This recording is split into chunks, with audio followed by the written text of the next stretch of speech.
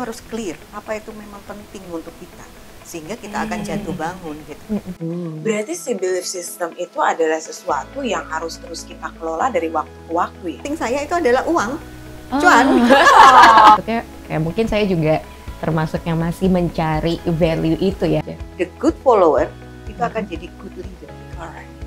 Karena Gen Z itu juga punya nilai-nilai yang mungkin di generasi kita nggak punya. Bahwa kalau kita mau sukses, otak itu sudah ada rumusnya. Mau nantinya itu menikah dengan siapa, konglomerat siapa, kamu jadi wanita mandiri.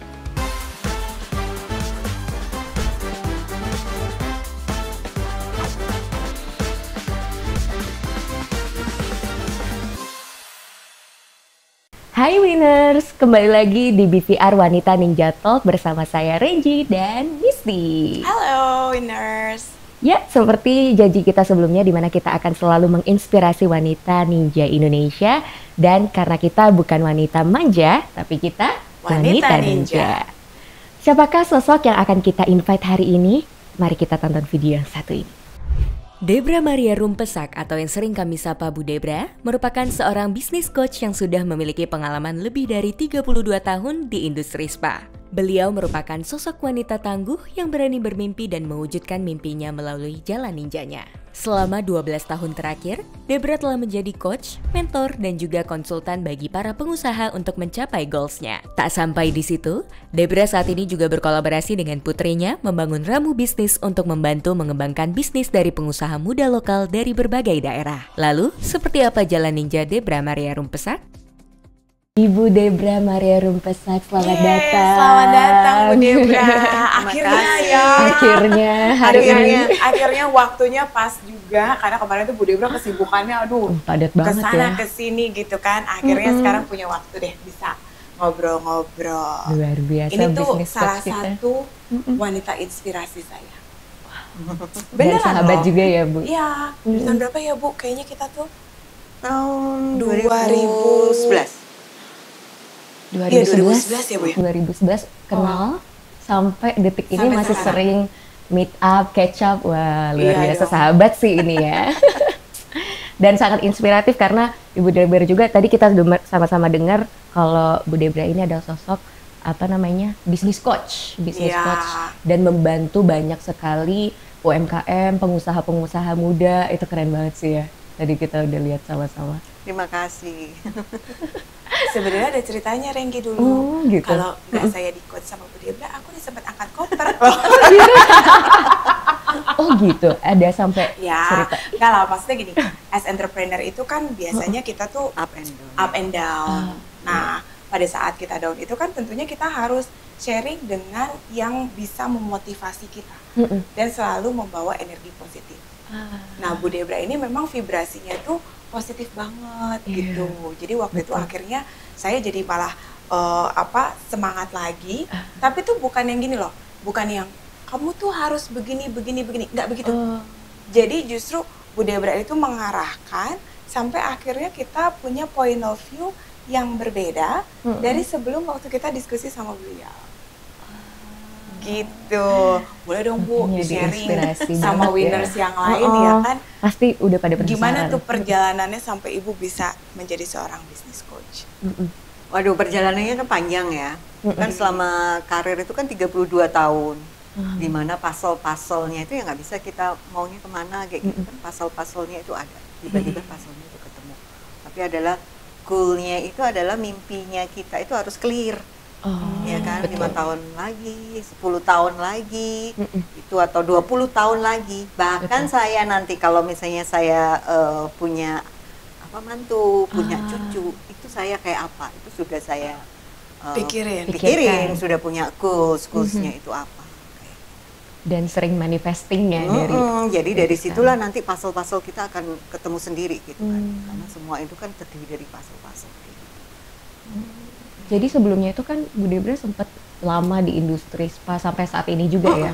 Dan sekarang menjadi business coach juga. Itu gimana sih perjalanannya sampai dari spa terus akhirnya menjadi business coach? Itu kayaknya perjalanan yang panjang ya. Ya, jadi memang dimulai dari profesional dulu. Jadi mana kita punya pengalaman kan dari profesional ya. Bagaimana kita organisasi, di manajemen, terus kemudian kita manage people, manage semuanya, itu kan kita memang harus jadi profesional lah. Kalau kita memang mau jadi expert ya kita memang harus mulai dari bawah dulu. Tapi kan kita punya mimpi, yaitu kita punya goal itu harus clear, apa itu memang penting untuk kita, sehingga kita akan jatuh bangun gitu. Misalnya kita udah nentukan goal itu penting nggak sih, ini penting nggak sih untuk saya kayak gitu. Nah pentingnya itu dari kalau goalsnya itu kita sudah tentukan, kita harus identitas saya itu apa. Identitas kita juga harus clear juga gitu. Oh identitas saya seperti ini gitu kan. Kalau saya maunya jadi wanita mandiri, walaupun usia saya nanti 80, 90 tahun, saya nggak tergantung oleh anak-anak saya.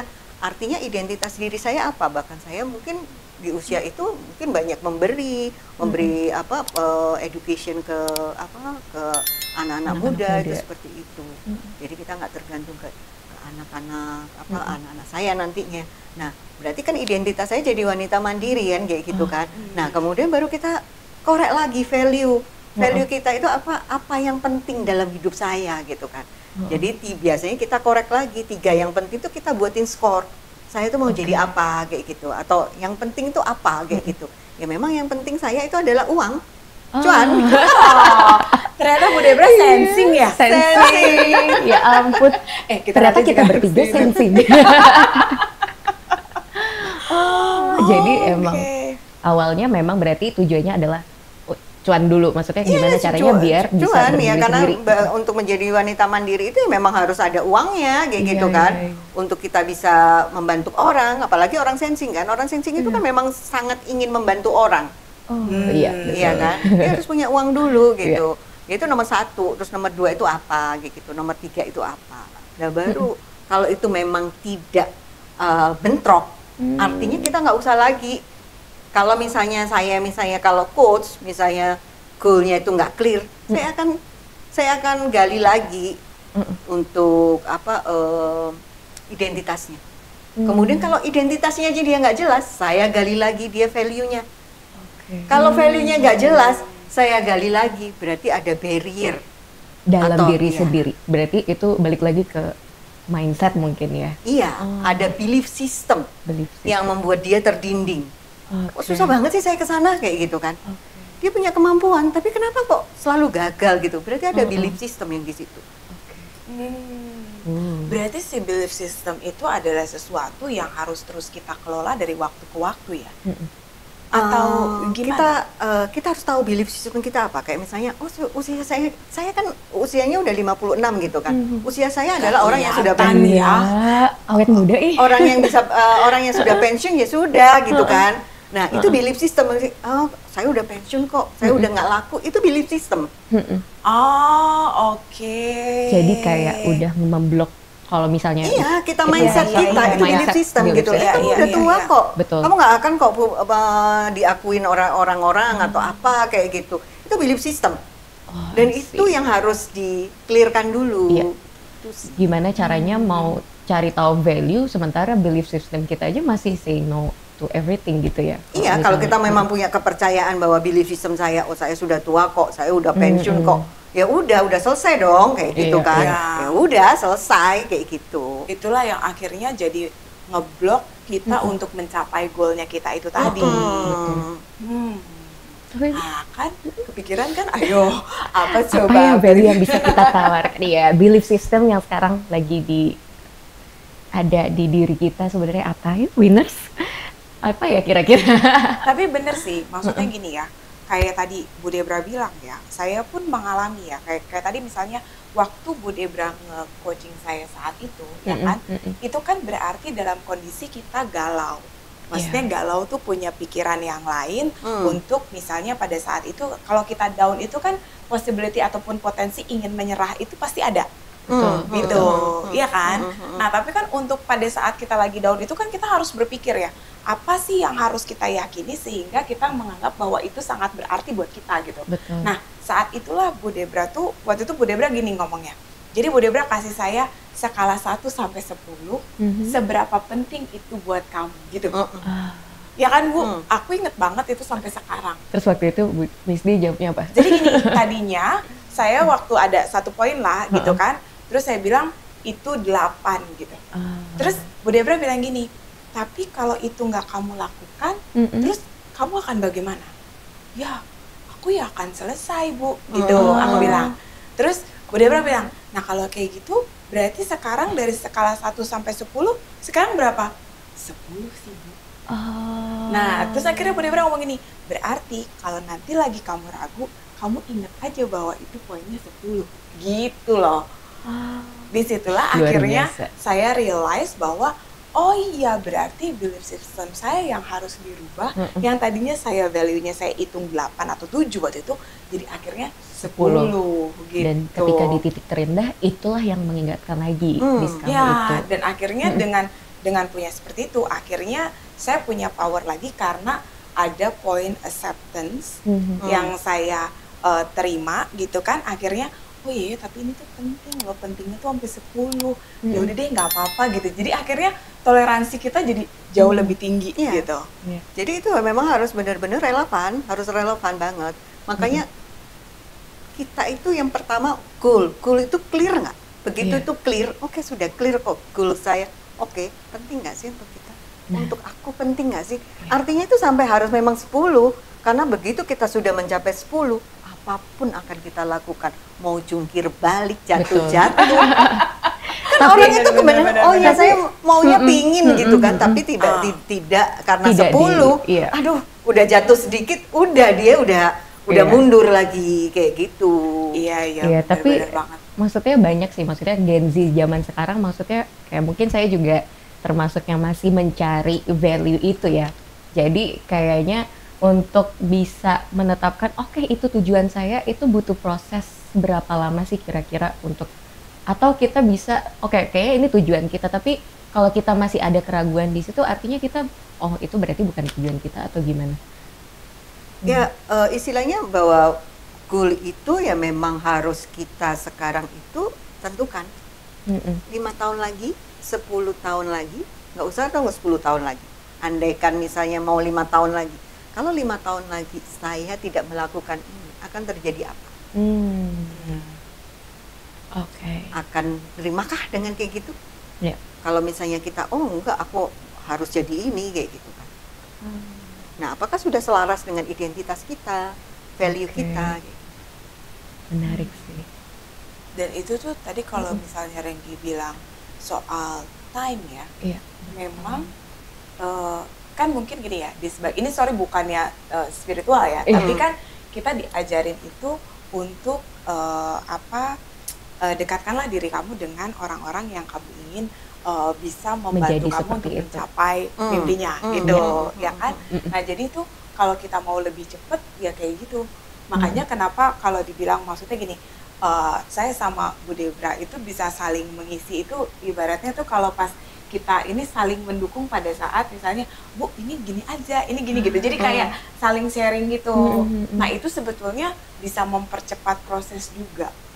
Tapi kalau kita ada di vibrasi yang mungkinnya jadi lebih negatif, akhirnya itu jadi memperlambat prosesnya juga.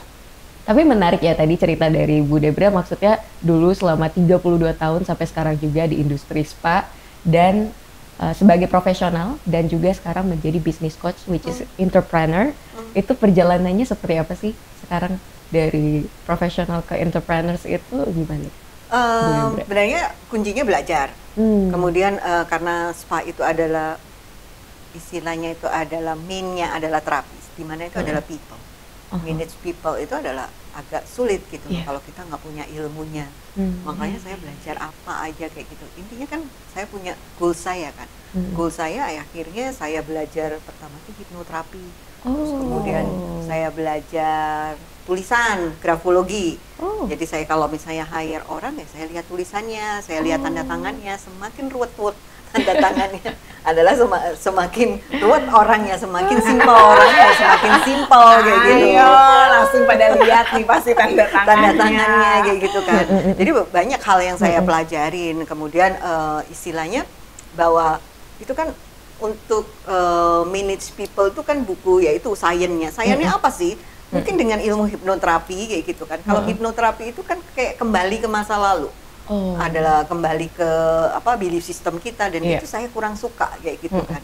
Karena namanya saya juga manusia kan. Aduh, kok menderita amat sih kayak gitu kan. Misalnya kalau saya mau hipno orang menderita amat, akhirnya saya menemukan pertama itu NLP. NLP itu bagaimana proses kita untuk menjadi, yaitu tadi bahwa kalau kita mau sukses, otak itu sudah ada rumusnya. Jalannya pasti nomor 1, nomor 2, nomor 3, nomor 4. Nggak mungkin nomor 1 langsung nomor 4 kayak gitu loh. Dalam ini sainsnya otak kita gitu loh. Kemudian dari situlah saya ketemu lagi ke coach.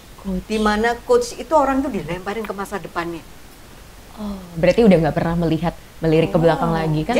Jadi akan kita lihat di belakang kalau dia itu nggak bisa dilemparin ke sana. Kok nggak ketemu sih? Kok gulung itu nggak clear banget gitu loh? Kayak misalnya so kayak gitu kan. Apalagi anak-anak Gen Z kan. Kalau selalu kan omongannya misalnya suruh pilih, terserah deh. Ngerti nggak? Itu sudah menunjukkan bahwa akan setting goals-nya itu akan kurang dia gitu loh. Dia mau kemana? Iya, dia nggak mau kemana kayak gitu. Dari situlah untuk artinya saya belajar coach dan mengambil sertifikasi. Dan waktu itu kan juga pandemi nggak ngapa-ngapain gitu kan. Dan ternyata ada lagi coachnya itu, lagi sertifikasinya itu pelajarannya itu 3 bulan atau apa itu lewat online gitu kan. Ya udah, saya belajar di situ. Menjadi ternyata ini memang cocok banget gitu kan. Kalau istilahnya coach itu kan, istilahnya coach itu adalah prinsipnya dia nggak ngajarin, tapi dia hanya menggali goalmu itu sampai kamu itu penting banget. Kalau itu goalmu itu nggak clear, nggak penting, masih tarik menarik, maka kita nggak akan pergi ke planning, akan kacau gitu loh. Nggak akan berhasil juga kalau goalsnya itu, setting goalsnya itu nggak clear gitu. Dan memang ya waktu itu saya ngerasain gitu ya, waktu itu sama Debra itu nggak ngerasa kayak diajarin, ngerti nggak sih? Maksudnya diajarin itu bukan berarti gini ya, diajarin sih karena pas udahnya kan itu something yang bisa saya apply gitu ya, tapi tidak merasa seperti diperintah. Kamu harus begini gitu.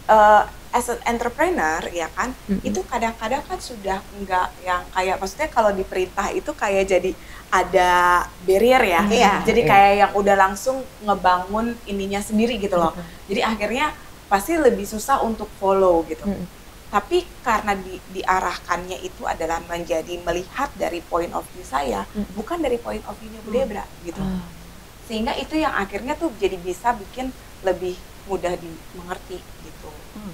Makanya bisa nyampe goalnya juga. Karena untuk coach itu memang kalau ujian coach, kalau kita leading, nge-lead, ngajarin itu 0 langsung.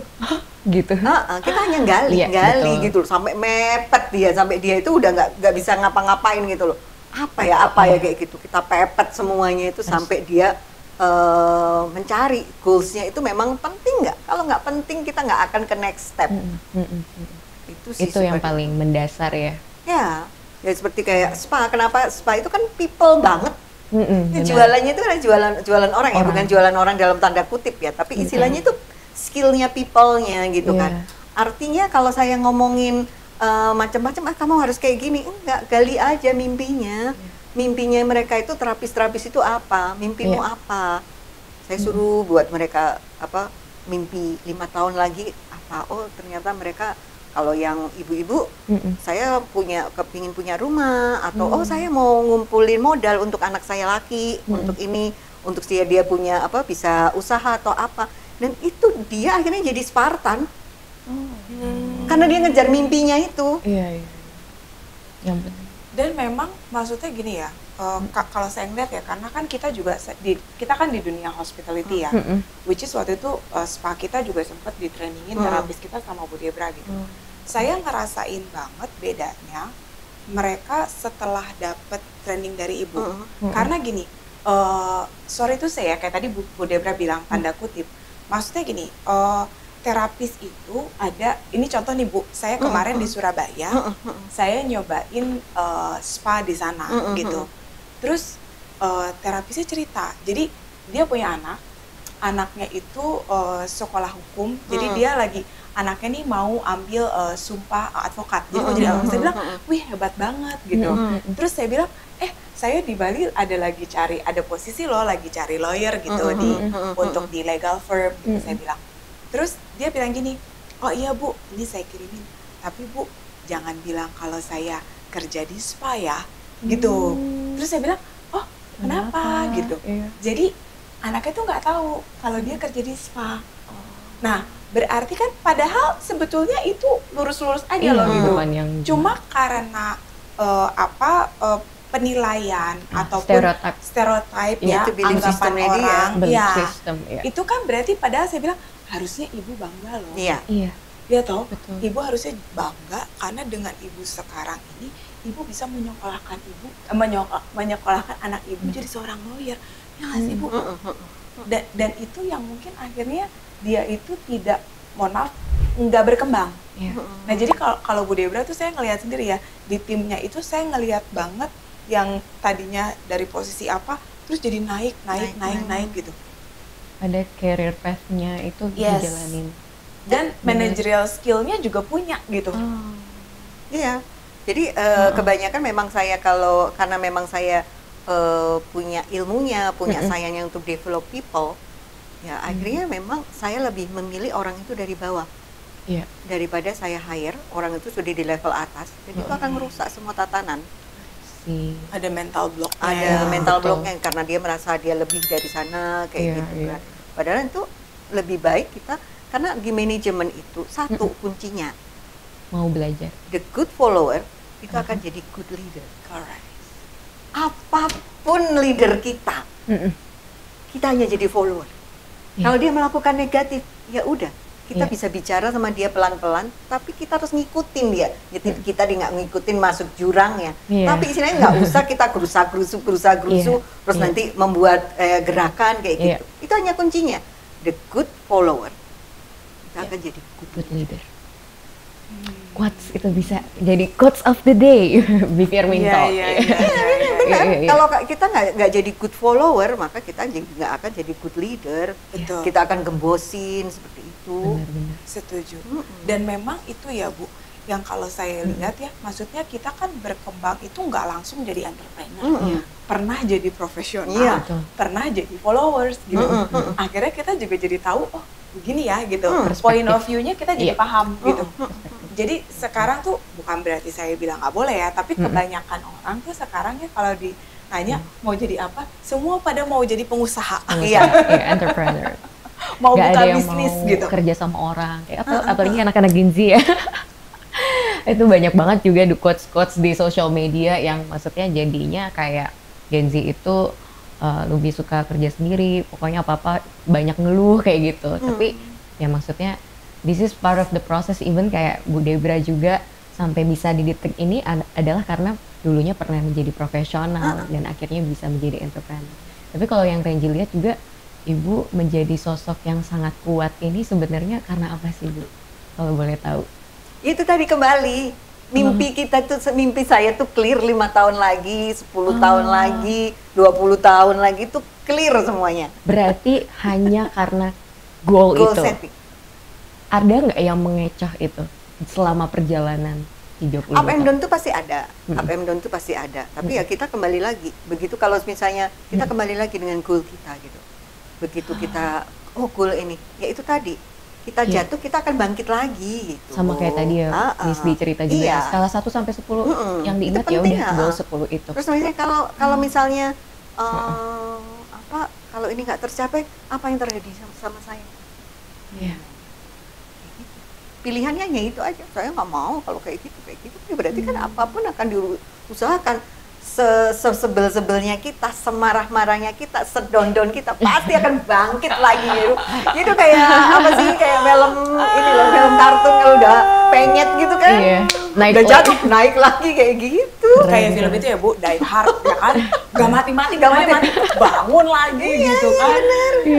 Iya benar. Itu hanya satu, goal itu harus clear, itu aja kuncinya. Tapi pernah gak sih ada pengalaman yang benar-benar udah di titik paling rendah dan hampir mau I'm give up, Oh ya, karena nama as a human, as human ya pasti ada. Makanya kita harus punya, kan kita harus punya teman. Teman itu yang harus kita seleksi, ya kan? Harus kita seleksi itu adalah teman yang akan memotivasi kita, ya kan? Akan naik ke level berikutnya dan teman yang membuat jembatan kita. Artinya kita harus punya teman itu. Makanya semakin kita tua, semakin circle-nya itu semakin kecil. Dan orang-orang yang berkualitas lah yang menjadi teman kita, sahabat kita. Seperti Ibu Debra.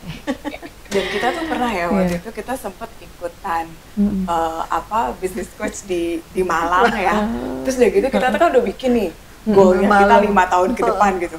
Terus tau-tau pandemi gitu kan. Terus kita tuh sempet tuh teleponan gitu sambil mengingat goal kita itu gitu kan ya. Tapi terus gini, kita membangun roadmap kita itu, jadi kalau kayak kita bikin roadmapnya itu, goalnya nggak berubah, tapi mungkin cara untuk mencapainya itu yang berubah. Jalannya yang berubah. Gitu. Terus mungkin kayak resourcesnya, timelinenya gitu ya Bu ya. Kadang-kadang itu jadi kita tuh perlu ibaratnya tuh gini, menggali lagi apalagi sih yang bisa kita lakukan supaya goal kita ini tetap tercapai. Gitu. Jadi yang tentang goal tadi, yaitu satu kuncinya adalah relevan nggak untuk orang itu, kayak gitu kan. Ngomongin goalmu kayak gini ternyata nggak relevan, ya percuma aja gitu kan. Kamu jadi karyawan harus gini ya, relevan nggak sih untuk dia? Gitu. Kalau enggak ya dia juga ngapain gitu kan. Oh kan perusahaan ini harus seperti ini 5 tahun lagi, makanya buat visi perusahaan tuh nggak usah yang aneh-aneh gitu loh. Sesuaikan dengan anak-anak yang pegawai kita, apakah dia bisa relevan dengan goal itu juga gitu. Untungnya untuk dia apa? Relevan itu kan untungnya untuk aku apa kayak gitu kan. Sensing lagi ya. Kalau enggak ya dia juga nggak akan berjuang sama kita. Itu hanya visi misinya itu akan dipapan aja gitu. Itu terus kemudian kalau sudah kita tentukan goalnya adalah yang nomor 2, dikendali saya. Kalau masih bukan dikendali kita, itu akan masih susah. Ini dikendali saya nggak gitu kan? Kalau ini masih, ini benar-benar dikendali saya. Berhasil enggaknya itu saya mengendalikan ini gitu loh, bukan tergantung orang lain. Misalnya karena kita punya privilege orang tuanya itu mampu, ya kan? Dia akan ngasih dana terus kayak gitu. Kendalinya nggak ada di anaknya, kendalinya ada di orang tuanya gitu loh. Betul. Tapi misalnya kalau anaknya memang sudah berdiri sendiri, kendalinya ada di aku.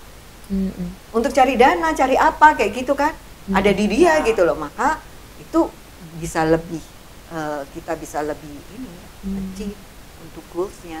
Lebih achievable karena tidak bergantung dengan orang lain gitu ya Bu. Jadi kalau saya memang lagi sudah down, ini masih ada di kendali saya nggak? Kalau nggak ada di kendali saya, maka ya udah kita memang harus mengganti goal kita. Oh berarti itu titik untuk decision making lagi ya setelah ada kendali itu. Nah tadi kan kita ngomongin tentang belief system, kita ngomongin goal, kita juga ngomongin value. Buat Gen Z ini yang lagi sedang mencari jati diri, boleh nggak sih Bu dikasih tips untuk mencari value dalam hidup itu seperti apa sih harusnya? Dimana itu setiap zaman itu pasti ada karakter sendiri. Seperti zaman itu ya ada bisnisnya sendiri, ada masanya sendiri gitu kan. Di setiap zaman karakter itu juga terbentuk sendiri gitu. Gen Z sama milenial, Gen Y itu beda. Gen Y dengan Gen X beda karena zamannya yang membentuk dia itu beda banget. Dimana kalau saya Gen X kan, Gen X itu kan dimana masa transisi gitu kan, sekolah itu masih naik angkot harus kejar-kejaran gitu kan. Terus sekolah itu nggak pernah diantar mendaftarin sekolah dari SMP, SMA sampai kuliah kita nyari sendiri. Itu karena memang kondisinya itu seperti itu gitu loh. Zaman itu ya kayak anak ayam itu ya udah kalau pagi itu bubar jalan, ntar pulang lagi gitu. Tapi Gen Y-nya akan beda. Dia sudah mempunyai Gen X, orang tuanya yang tough. Betul. Dan orang tuanya pasti dia akan ngomong, saya nggak mau anakku susah kayak saya lagi. Tapi itu dia iya, baby boomer kan? Boomer. Baby boomer. Saya nggak mau anakku nanti susah kayak saya. Dia akan memperlakukan Gen Y itu beda gitu loh. Dia akan memberikan kenyamanan banget untuk Gen Y-nya. Dan Gen Y ini, milenial ini, itu masih bisa diajak untuk bermimpi.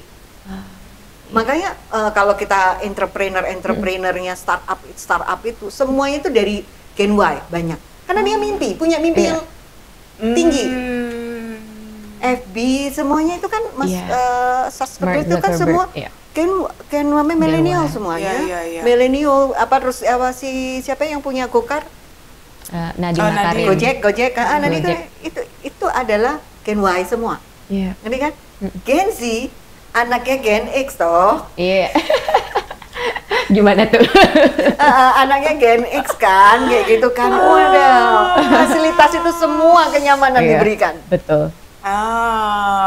Tapi berarti iya kan? Men-spoil anak kecil, maksudnya men-spoil anak sendiri tuh nggak boleh? Atau ada batasannya? Istilahnya memang bawah sadar kita, subconscious kita, itu adalah 90% mempengaruhi hidup kita. 10% adalah logika. Dan 90% subconscious itu seperti anak umur 7 tahun. Nggak mau susah, maunya seneng. Dia sudah terbiasa dong, seneng gitu kan. Dia nggak mau susah, seperti anak 7 tahun kayak gitu, mau nyaman aja. Gen Z karakternya apa? Untungnya apa untuk saya? Kalau nggak ada untung dia nggak mau ngerjain. Ya udah, aku ngerjain ini, tapi untungnya apa? Dia hanya short term aja. Dan kita harus memperlakukan seperti itu gitu. Treatmentnya tuh berbeda juga. Udah gitu. ya nggak usah lagi kayak milenium gitu kan, milenialnya kayak gitu. Mimpimu, kamu bisa punya perusahaan startup. Enggak, dia nggak akan mimpi seperti itu. Dia nggak peduli. Untungnya untuk saya apa gitu loh. Dan itu kayaknya untungnya harus saat itu juga gitu ya. Short term semuanya. Dan kita harus memperlakukan seperti itu. Short termnya apa kayak gitu, untuk untungnya dia kayak gitu. Tapi nggak salah juga sih, maksudnya Gen Z juga kan berada di environment yang seperti itu. Sekarang segalanya serba cepat gitu, mau beli makan tinggal klik mau kemana aja. Iya. Tapi memang gini sih ya, Renggi. Maksudnya gini, saya nggak pengen juga kita jadi, ini disclaimer ya, bukan berarti Gen Z itu nggak bagus. Betul. Karena Gen Z itu juga punya nilai-nilai yang mungkin di generasi kita nggak punya gitu. Kayak contoh kreativitasnya itu kadang-kadang yang kita nggak kepikiran, mereka kepikiran gitu. Iya kan? Dan sebenarnya gini, kalau kita komplainin soal Gen Z ya kayak tadi, sebenarnya salahnya generasinya saya sama Bude Bra juga gitu ya kan? Karena misalnya kita udah ngerasain dulu susahnya gimana, nggak pengen mereka jadi susah gitu. Karena ya kalau kayak Bude Bra misalnya sama anaknya, saya mau ponakan saya itu sama begitu. Jadi kayak yang aduh gitu, apa-apa tuh kayak kasih deh gitu. Jadi buat kamu gitu ya. Tapi setelah kita realize ya, setelah tadi misalnya kayak saya ngobrol-ngobrol gitu sama Bude Bra cerita, oh iya, jadi mereka tuh emang nggak bisa dipaksain. Jadi memang angle-nya itu yang kita harus lihatnya sesuaikan gitu nggak sih Bu? Dia hanya short time. Untungnya apa untuk saya? Keren. Untungnya apa untuk saya? Untungnya apa untuk saya? Kalau nggak ada untungnya dia nggak mau ngerjain. Ini kayaknya ya Bu, yang Gen Z lagi nonton atau Gen Z yang belakang kamera langsung pada nanya nih, untungnya apa Bu buat aku? Kalau nggak, kalau saya nanti mau nanya aja balik gini, mau untung berapa? Ditantang anaknya kayak gitu. Jadi jangan harap kita mau ngomongin motivatornya di zamannya Gen Z tuh nggak bisa pakai motivator atau seminar motivator itu akan terkenal. Dia nggak butuh. Oh, kamu harus susah-susah dulu baru dapatin sesuatu. Enggak, nggak ngefek ya. Di generasi dia nggak ngefek ya. Aku dapat apa gitu aja. Karena mungkin di generasi dia udah nggak belajar itu peribahasa bersusah-susah dahulu, bersenang-senang kemudian. Nah, itu kan memang kita harus menyesuaikan juga gitu loh. Karena itu memang kesalahan kita di generasi sebelumnya untuk membuat dia posisinya itu atau kondisinya itu seperti itu. Ya nggak bisa juga. Mungkin Gen Alpha nanti juga lebih aneh lagi gitu kan. Betul. Or Sigma katanya. Sekarang kan udah gitu ya. Sigma katanya. Bahkan banyak banget slang-slang yang udah kita nggak ngerti lagi ya, Gen Alpha. Anyway, tadi kan sempat di profil kita juga mention kalau ternyata Bu Debra berkolaborasi dengan anaknya. Bu Debra, Kak Zara ya, ternyata membangun UMKM di daerah. Nah itu kolaborasinya seperti apa sih? Oh ya, dia kayak kebetulan kan memang dia Gen Z ya, gitu kan. Kalau saya sama dia gitu kan, kalau lagi berdiskusi, itu kayak saya tuh kayak merasa kayak bodoh banget gitu. Kayak ketinggalan banget gitu kan. Ini kok pinter banget gitu kan. Terus ngomongnya itu kan orang Gen Z itu melip banget. Idealis banget. Betul. Sementara kita maunya yang praktis-praktis aja, yang landing-landing aja, yang nyata-nyata aja gitu kan, yang simple. Itu mereka dengan idealis yang ngomong teori pintar, tapi eksekusinya gimana pun tetap butuh yang generasi sebelumnya. Jadi intinya gini, kita juga nggak bisa dong nutup juga bahwa kondisi sekarang ini kita butuh mata mereka gitu loh. Kita butuh visi mereka gitu loh. Tapi untuk eksekusi kita tahan banting. Iya. Gak gampang nyerah. Gak gampang nyerah. Kalau dia anak Gen Z, idenya itu bagus banget, tapi dia nggak akan peduli ini akan bisa nyata atau enggak, urusan nanti gitu. Pokoknya idenya itu jalan dulu. Hey Gen Z di belakang kamera, kayaknya udah tertampar ya. Enggak gitu ya, urusan belakangan. Urusan belakangan dan dia memang butuh generasi sebelumnya yang tahan banting untuk merealisasikan itu. Dan itulah pentingnya mentor. Winners ya kan, untuk bisa memandu. Iya, ditandain Renzi. Waktu tersisa 10 menit katanya. Padahal lagi seru banget ya kan. Tapi bener banget sih, tadi tuh Bu Debra ngomong gitu ya, aku langsung gini, iya juga ya. Memang harus kolaborasi itu harus berasa gitu. Kalau sekarang kan kita kayaknya lebih ngelihatnya itu dari perbedaannya. Padahal justru perbedaannya itu adalah bisa gimana caranya saling melengkapi gitu. Jadi misalnya Gen Z punya idenya, punya idealismenya, ya kan, punya ibaratnya tuh perfect picture-nya kayak apa gitu. Tapi kita lebih kepada realisasi picture-nya supaya itu bisa terjadi gitu ya. Eksekutor lah ibaratnya, memastikan bisa tereksekusi. Tapi Bu Debra sama anaknya Bu Debra nggak jarang berantem kan gara-gara idealisme ini? Oh iya pasti. Sering. Kita beda pendapat itu iya. Karena memang kita beda dunia kan. Iya betul. Yang di sini tuh dunianya tuh masih kayak dinosaurus gitu kan. Tapi seru deh kalau dengar Bu Debra lagi berargumen gitu ya sama anaknya. Terus kayak gitu tampanin gitu kan. Iya karena kita mendirikan Ramu Bisnis itu sebenarnya itu ada tiga coach. Tiga coach itu saya, terus ada Pak John, terus kemudian ada Daud. Kalau Daud dia milenial ya, dia masih bisa ngerti si dia. Itu pun dia ngakuin bahwa dia pun harus butuh matanya Jara gitu loh. Artinya itu kita lintas generasi. Kalau Pak Johnnya sama saya, artinya kita nanti yang benar-benar yang akan eksekusinya bagaimana. Sampai setting goals-nya gitu loh. Setting goals-nya itu ya kalau misalnya hanya ide aja, tapi kalau itu nggak setting goals-nya clear ya akan percuma juga. Coba Kak Zara, bener nggak nih? Kita komen di bawah ya Kak Zara ya. Wah ternyata tadi udah di-mention 10 menit lagi. Tapi sebelum itu kita pengen minta pesannya Bu Debra untuk para wanita yang lagi nonton BVR Win Talk hari ini. Ada nggak pesan supaya bisa tough seperti Bu Debra dan bisa berkolaborasi dengan anak muda itu sesuatu yang luar biasa sih? Ya kalau pesan saya ya seperti saya pesan ke anak saya ya, untuk jadi perempuan, mau kamu nantinya itu menikah dengan siapa, konglong berat siapapun, kamu jadi wanita mandiri, harus punya karir, kerjaan, ya kan? Kita nggak tergantung ke orang suami kita walaupun kita suaminya yang nanti mampu, supaya ya itu kita jadi wanita mandiri. Wanita mandiri itu ya memang butuh cuan. Betul, butuh aktualisasi diri ya Bu ya, yang menghasilkan tentunya. Butuh profit. Iya, semuanya kan mahal. Betul. Iya kan. Tapi nggak semuanya diukur dengan uang, atau kita tuh bisa pakai value juga kan? Maksudnya apakah tujuan akhir memang harus cuan atau kayak apa yang bisa menjadi value diri kita itu? Ya pertama memang harus value ya, value kita itu apa, kemudian identitas kita apa. Tapi wanita itu ya memang dia harus bekerja, dia punya karir sendiri gitu. Artinya ya memang kalau kita mau menjadi mandiri, kita mau apapun, kita nggak tergantung lagi sama suami. Kita saling, karena dunia ini juga apalagi ekonomi ini kan semakin nggak menentu ya, semakin tahun kayak gitu banyak aja konfliknya. Artinya kita juga harus punya jadi wanita mandiri gitu.